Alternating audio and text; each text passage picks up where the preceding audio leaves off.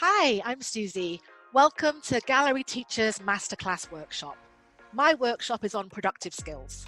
My workshop is working with lesson planning to teach productive skills, so particularly speaking and writing, because I feel like these are skills we don't really pay that much attention to within a typical lesson environment.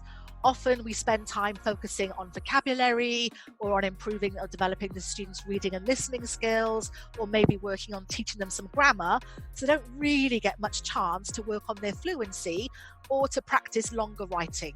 So I think these skills are really important for students, especially as they progress up through the levels and start thinking about wanting to take exams.